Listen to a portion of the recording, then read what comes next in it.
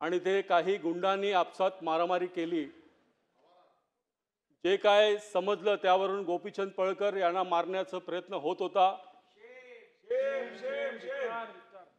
आई बहिणीवरती शिव्या दिल्या जात होत्या।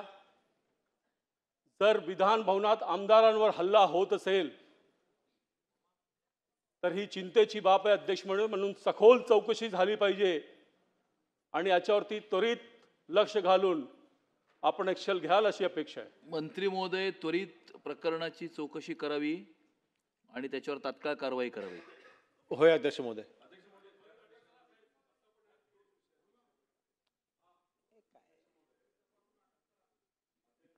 अध्यक्ष महोदय, या परिसरामध्ये आमदार महत्त्वपूर्ण असतो।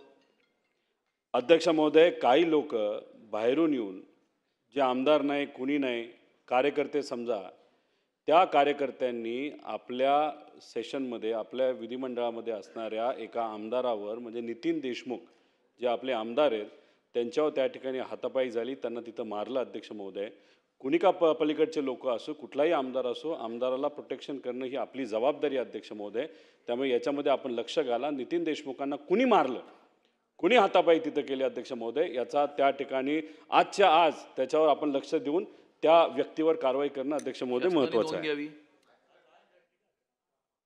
महोदय, ये पूरी घटना को मैंने अपने आंखों से देखा है और एक महिला होने के नाते जब हम अंदर आते हैं और इतने मर्द आसपास होते हैं और ऐसी कोई घटना जब अचानक से होती है और सारे मर्द एक तरफ एक डायरेक्शन में भागते हैं तो हम महिलाओं को ऐसे टाइम पे संरक्षण कौन देता है?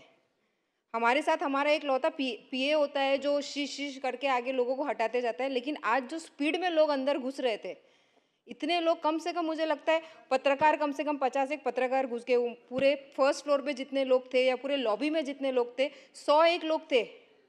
मैं वहाँ से मी परत आतमध्ये आले फक्त हे बोलण्यासाठी की बाबा हे असं चालणार तर आम्ही लॉबीमध्ये चालू शकत नाही, आम्ही कुठे बसले तर 2-3 कोण कोण आहे ते आम्हाला पण माहीत नसते। ताई तुमच्यासोबत फोटो काढायचा आहे, काय पत्र द्यायचं आहे, पण कोणीही कोणतेही आपल्याला डिसिप्लिन नाही भेटतंय आतमध्ये। नोंद घेतलेली आहे। मंत्री महोदय। अध्यक्ष महोदय, सन्माननीय सदस्य संजय उपाध्याय यांनी महत्त्वाचा मुद्दा आपल्या समोर या ठिकाणी जे काही त्यांनी पाहिलं त्या आधारावर या ठिकाणी मांडला। माननीय मंत्री महोदय, गृहराज्यमंत्री महोदय यांनी त्याची गंभीर नोंद घेतली। बोलतोय ना, सन्माननीय सदस्य रोहित पवार यांनी त्यांच्याकडे असलेली माहिती ही त्या ठिकाणी सभागृहासमोर ठेवली। आमच्या सनाताई ज्या आहेत त्यांनी महिला आमदार त्यांना झालेली आत येण्यातली अडचणीसुद्धा मांडली। मला असं वाटतं अध्यक्ष महोदय की सरकारने याची गांभीर्याने नोंद घेतली आहे, पण आज सगळ्या घटना ज्या आहेत या विधान भवनाच्या आत प्रांगणात झालेल्या आहेत आणि स्वाभाविकतः सरकार ज्या आपली जबाबदारी करणारच, सरकारला आपलं काम करावंच लागेल। आपल्या पद्धतीने आम्ही चौकशीसुद्धा करूच। याचा प्रिपरेटर कोण होता, याचा इन्स्टिगेटर कोण होता, याची ॲक्शन करणारा कोण होता, यात अग्रेसर कोण होता, या सगळ्या गोष्टी चौकशीत समोर आणू। हे खरंच आहे की सदनातला सदस्य कुठल्याही बाजूचा असो, सत्ताधारी असो का विरोधी पक्षाचा असो, त्या कोणालाही मारहाण झाली असेल, कारण त्याने आपल्या कोणाचं नाव घेतलं, गोपीचंदजींचं, सन्माननीय गोपीचंदजींचं नाव घेतलं आणि सन्माननीय रोहित पवार यांनी देशमुख साहेबांचं नाव घेतलं। कोणालाही या ठिकाणी धक्काबुक्की, मारहाण, हातापाई काही झालं असेल हे गंभीरच आहे। पण अध्यक्ष महोदय, मला या निमित्ताने एक सांगायचं आहे की पहिली गोष्ट तर या सदनामध्ये आणि प्रांगणामध्ये येणाऱ्यांची संख्या किती झाली आहे,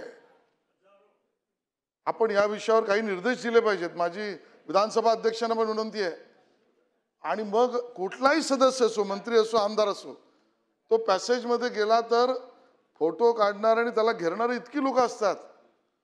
माझी विनंती आहे की हे जे आज पास इश्यू केले याची पहिली चौकशी करा।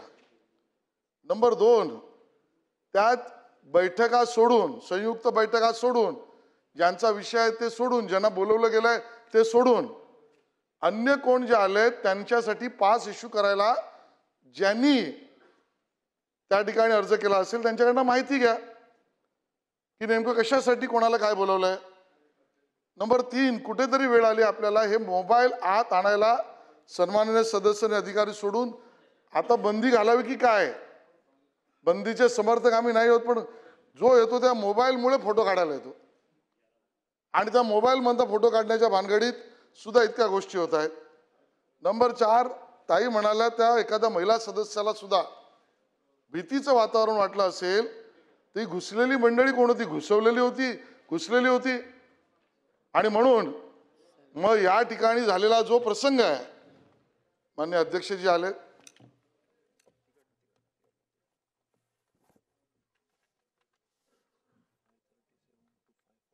माननीय अध्यक्ष,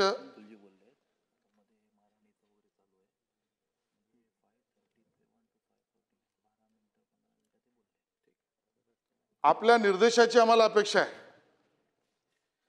त्या ठिकाणी असलेल्या गोपीचंद सन्मान्य सदस्यांना मारहाण झाली असं मान्य उपाध्यायजी म्हणाले. मान्य रोहित पवारजी, देशमुखजी,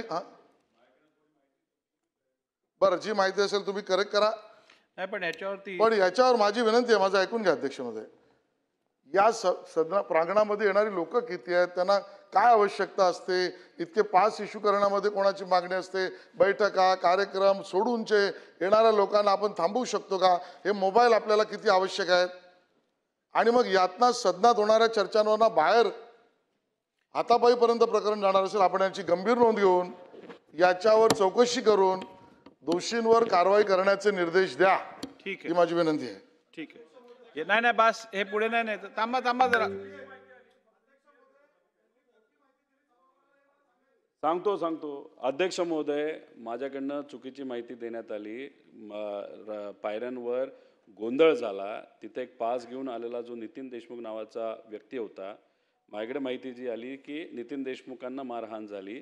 मी क्लिअर करतो, नितीन देशमुख हे आमदार नव्हते, कार्यकर्ता आहे ज्याच्याकडे पास होता.